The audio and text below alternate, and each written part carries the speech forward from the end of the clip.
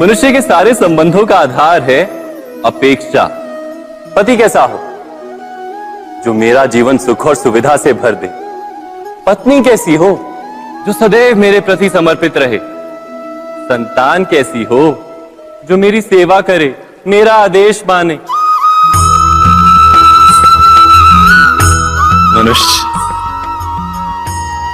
मनुष्य उसी को प्रेम भी कर पाता है जो उसकी अपेक्षा पूर्ण करता है, और अपेक्षा की तो नियति है भंग होना। कैसे? क्योंकि अपेक्षा मनुष्य के मस्तिष्क में जन्म लेती है। कोई अन्य व्यक्ति उसकी अपेक्षाओं के बारे में जान ही नहीं पाता। पूर्ण करने की प्रामाणिक इच्छा हो तब भी कोई मनुष्य किसी की अपेक्षाओं को पूर्ण नहीं कर पाता, और वहां से जन्म लेता है संघर्ष। सारे संबंध संघर्ष में परिवर्तित हो जाते। पर मनुष्य अपेक्षा को संबंध का आधार ना बनाए और स्वीकार करे केवल संबंध का आधार, तो क्या ये जीवन स्वयमेव सुख और शांति से नहीं भर जाएगा? स्वयं विचार कीजिएगा।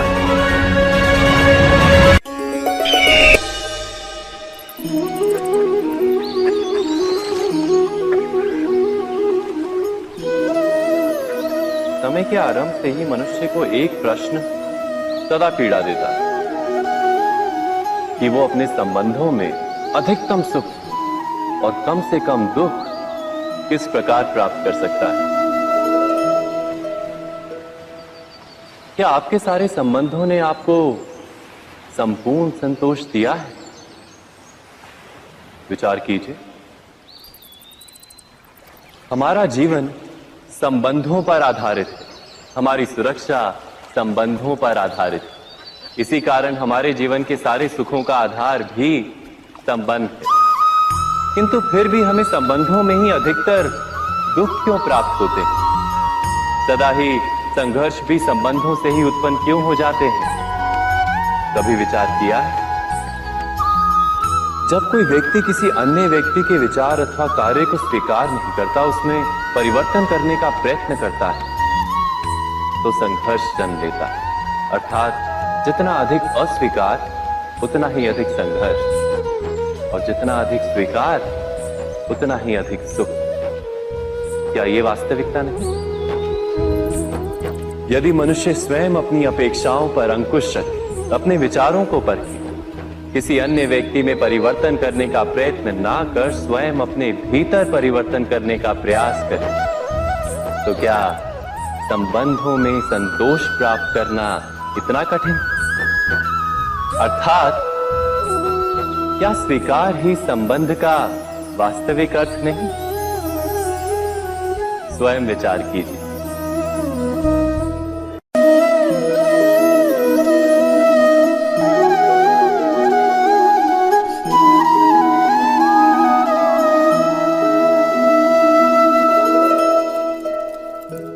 जब किसी व्यक्ति को किसी घटना में अन्याय का अनुभव होता है, तो वो घटना उसके अंतर को झकझोर देती। समस्त जगत उसे अपना शत्रु प्रतीत होता है। अन्याय लगने वाली घटना जितनी बड़ी होती है, मनुष्य का हृदय भी उतना ही अधिक विरोध करता है। उस घटना के उत्तर में वो न्याय मांगता है, और ये योग्य भी है। वास्तव में समाज में किसी भी प्रकार का अन्याय व्यक्ति की आस्था और विश्वास का नाश है। किंतु ये न्याय क्या है? न्याय का अर्थ क्या है? अन्याय करने वाले को अपने कार्य पर पश्चाताप हो, और अन्याय भुगतने वाले के मन में फिर से विश्वास जगे समाज के प्रति। इतना ही अर्थ है ना न्याय का। किंतु जिसके हृदय में धर्म नहीं होता, वो न्याय को छोड़कर बैर और प्रतिशोध को अपनाता है। हिंसा के बदले प्रतिहिंसा की भावना लेकर चलता है। स्वयं भोगी हुई पीड़ा से कहीं अधिक पीड़ा देने का प्रयत्न करता है और इस मार्ग पर चलते अन्याय को भुगतने वाला स्वयं अन्याय करने लगता है। शीघ्र ही वो अपराधी बन जाता है। अर्थात न्याय और प्रतिशोध के बीच बहुत कम अंतर होता है और इसी अंतर का नाम है धर्म। क्या ये सत्य नहीं?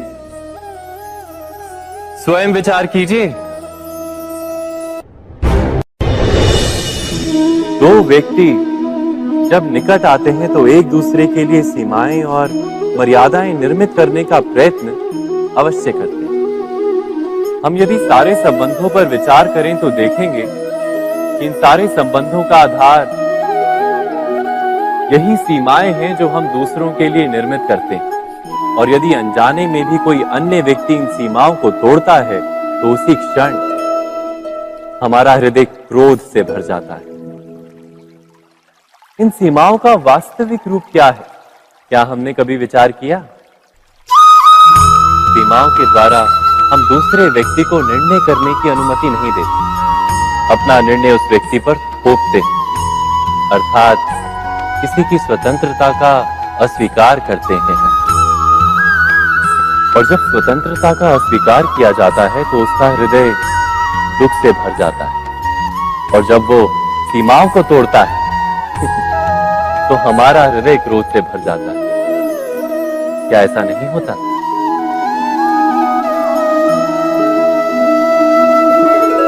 पर यदि एक दूसरे की स्वतंत्रता का सम्मान किया जाए तो किसी मर्यादाओं या सीमाओं की आवश्यकता ही नहीं होती।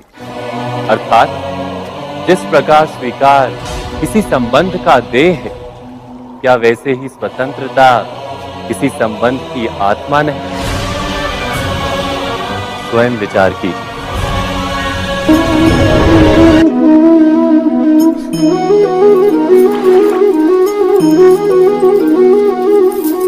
पिता सदा ही अपने संतान के सुख की कामना करते हैं, उनके भविष्य की चिंता करते रहते हैं।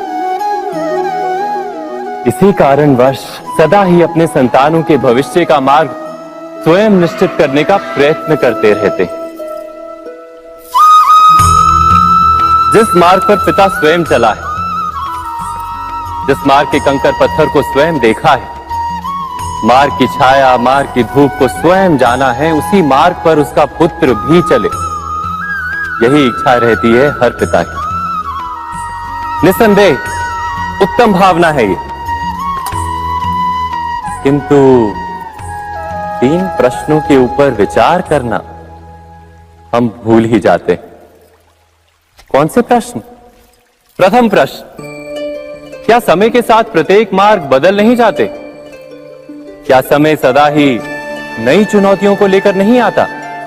तो फिर बीते हुए समय के अनुभव नई पीढ़ी को किस प्रकार लाभ दे सकते हैं?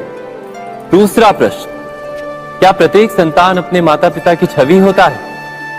हाँ, संतानों को संस्कार तो अवश्य माता पिता देते हैं, किंतु भीतर की क्षमता तो ईश्वर देते हैं।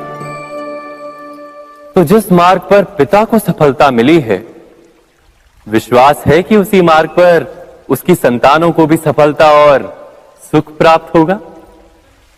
तीसरा प्रश्न, क्या जीवन के संघर्ष और चुनौतियां लाभकारी नहीं होती? क्या प्रत्येक नया प्रश्न एक नए उत्तर का द्वार नहीं खोलता? तो फिर संतानों को नए नए प्रश्नों, संघर्षों और चुनौतियों से दूर रखना, ये उनके लिए लाभ करना कहलाएगा या हानि पहुंचाना?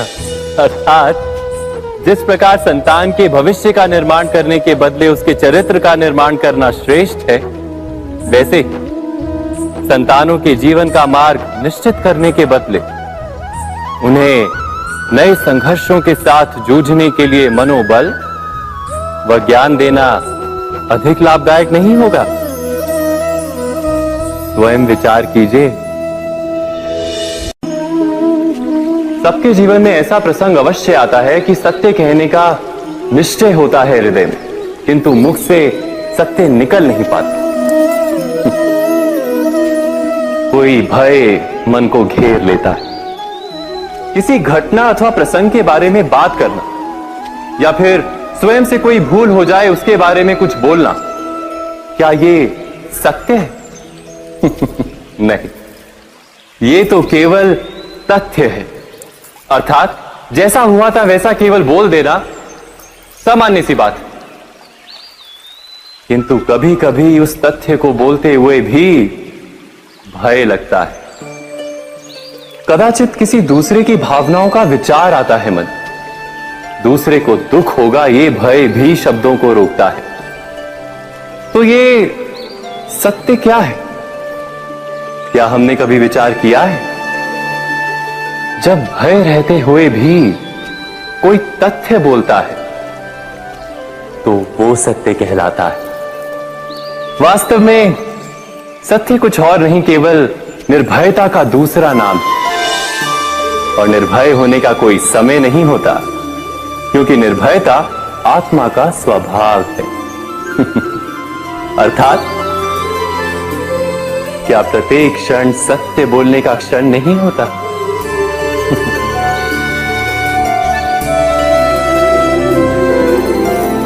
स्वयं विचार कीजिए। जब भी किसी की आशा और इच्छा भंग होती है तो उसका हृदय क्रोध से भर जाता है। जिस व्यक्ति को वो अपना अपराधी समझता है उसे दंड देने का प्रयत्न करता है। पर क्या हमारी इच्छा या आशा का भंग होना क्या सदा ही किसी का अपराध होता है? इच्छाओं के अपूर्ण रहने के तो कई कारण हो सकते हैं। कुछ तो संजोग के कारण अधूरी रह जाती हैं और कुछ नियति के कारण। और कभी कभी इच्छाओं का स्वरूप ही ऐसा होता है कि वो पूर्ण नहीं हो पाती। बिना परिस्थिति पर विचार किए किसी को अपराधी मान लेना न्याय नहीं, प्रतिशोध है। न्याय का आधार तो दया है, करुणा है, और प्रतिशोध का आधार क्रोध, अहंकार। अर्थात हृदय में करुणा धारण किए बिना किसी के अपराध के विषय में विचार करना, किसी को दंड देना, क्या अपने आप में ही अन्याय नहीं? स्वयं विचार कीजिए।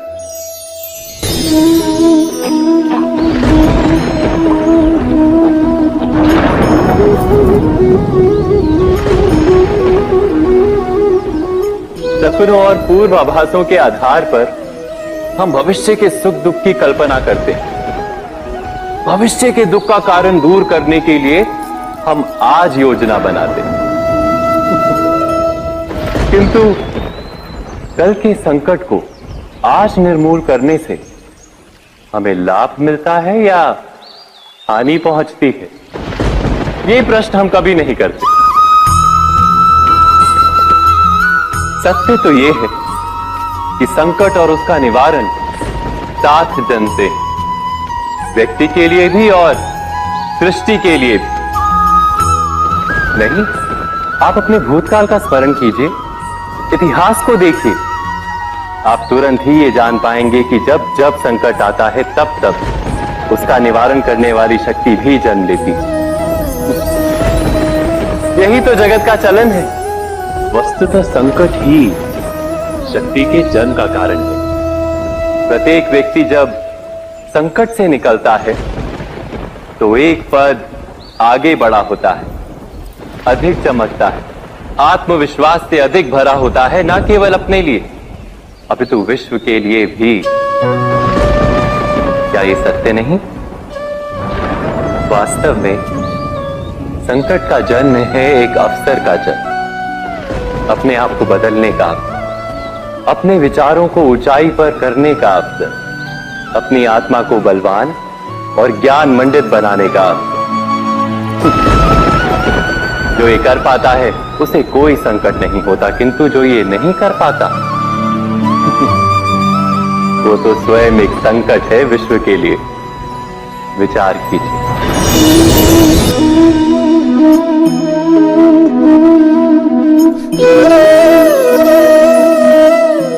परंपरा में धर्म बसता है और परंपराएं ही धर्म को संभालने का कार्य करती हैं, ये सत्य है।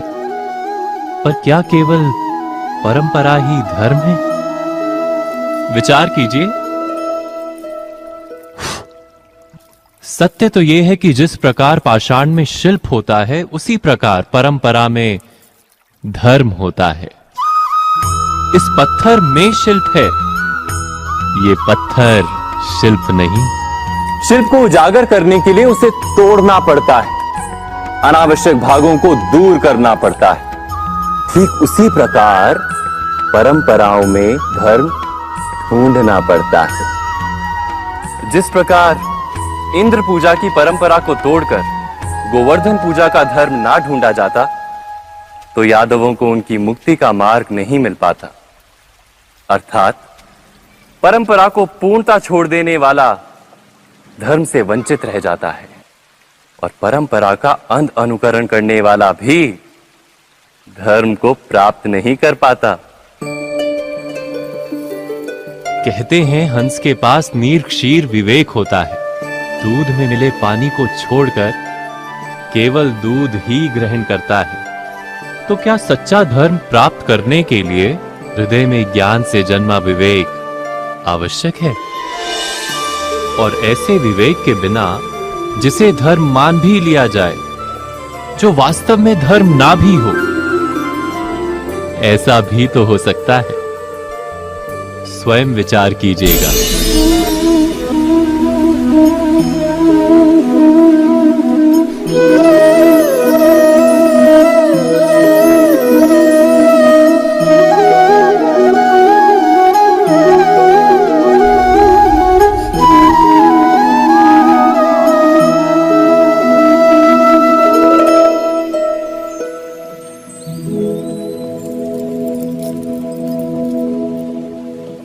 भविष्य के आधार पर सब आज का निर्णय लेना चाहते हैं। भविष्य में सुख मिले, भविष्य सुरक्षित हो, ऐसे निर्णय आज लेने का प्रयत्न रहता है सबका। आप अपने जीवन को देखिए। क्या आपके अधिकतर निर्णय के पीछे भविष्य का विचार नहीं होता?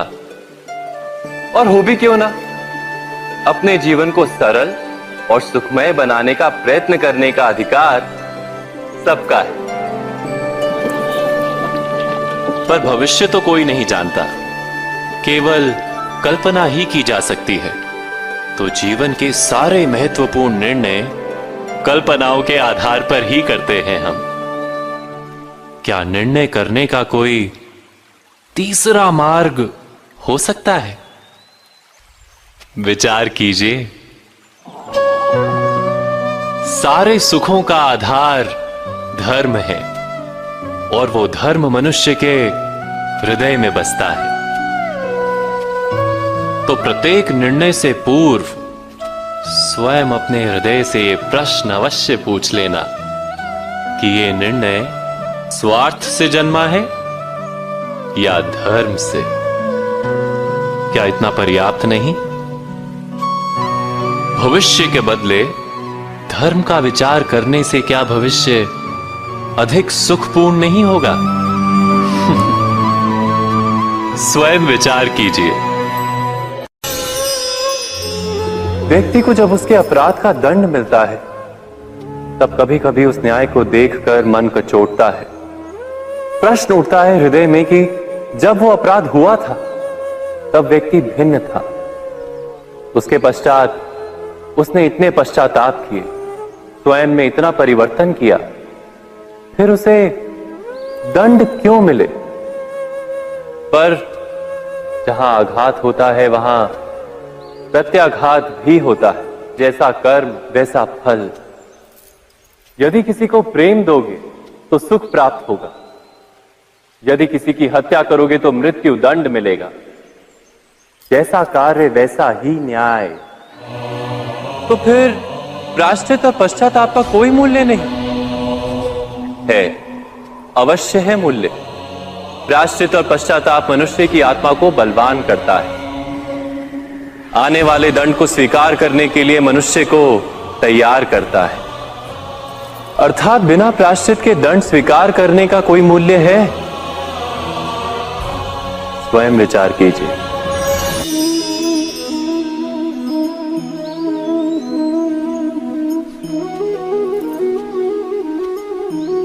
जब अपने किसी अच्छे कार्य के उत्तर में दुख प्राप्त होता है अथवा किसी को उसके दुष्ट कार्य में सुख मिलता है, तो मन अवश्य ये विचार करता है कि अच्छा कार्य करने का, धर्म के मार्ग पर चलने का तात्पर्य क्या है।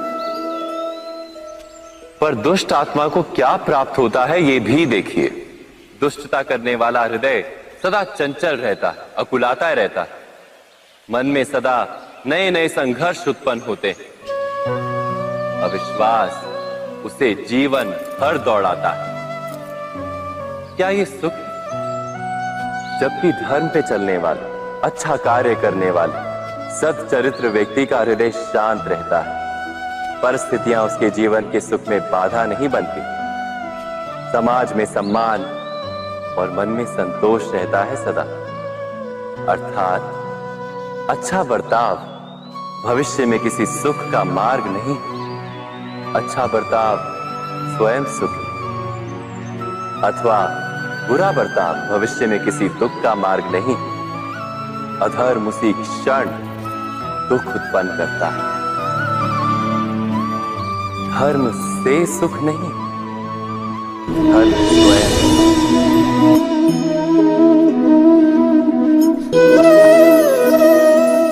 सत्ता की लालसा सबके हृदय को घेरे रहती है। प्रत्येक व्यक्ति अपना एक राष्ट्र निर्मित करने का प्रयत्न अवश्य करता है।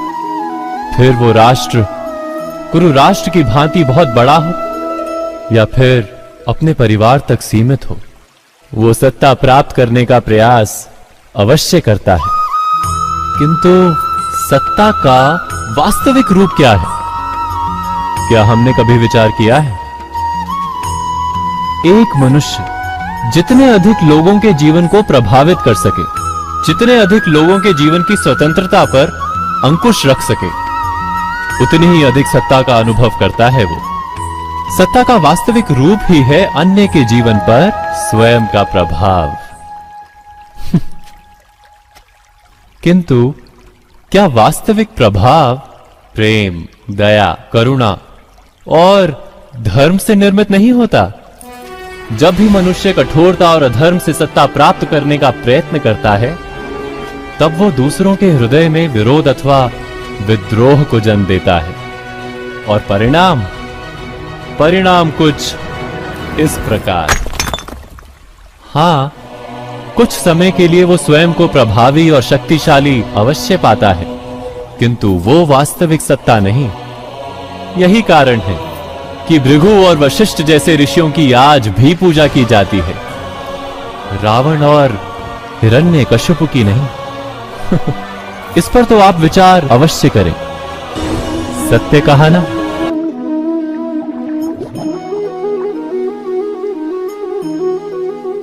इस संसार में आने वाला प्रत्येक बालक संपूर्णतः संस्कार रहित होता है। उसके अंतर पर ना किसी अच्छे संस्कार के चिन्ह अंकित होते हैं, ना ही बुरे संस्कार के। अर्थात जन्म से बालक में ना कोई गुण होता है और ना ही कोई दोष। तो ये दोष अथवा गुण किस प्रकार प्राप्त होते हैं? क्या हमने कभी विचार किया है? जो बात माता पिता के मुख से निरंतर सुनी जाती है, वही बात उनकी संतानों के हृदय का संस्कार बनती है। जैसे किसी गांव में नदी तट तक एक पगडंडी बन जाती है केवल उस मार्ग पर बार बार चलने के कारण। अर्थात माता पिता के हृदय की इच्छाएं उनकी संतानों के हृदय का दोष अथवा गुण बनकर जन्म लेती हैं। क्या ये सत्य नहीं? पर फिर भी जब उनकी संतानों में कोई दोष दिखाई देता है, तो माता पिता आश्चर्य और दुख से भर जाते हैं। माता पिता का हृदय ये प्रश्न करता है कि उनकी संतानों में ये कुसंस्कार आए कहां से। सत्य तो यही है कि माता पिता अपनी संतानों को अनजाने में ही कुसंस्कार के बीज दे देते हैं, जो उनके संतानों की हृदय भूमि पर कुसंस्कार का वृक्ष बनकर उगता है। अर्थात अपनी संतानों को सुसंस्कारी और धर्ममय बनाने की आशा रखने वाले प्रत्येक माता पिता को प्रथम अपने हृदय की इच्छाओं पर अंकुश रखना क्या अनिवार्य नहीं?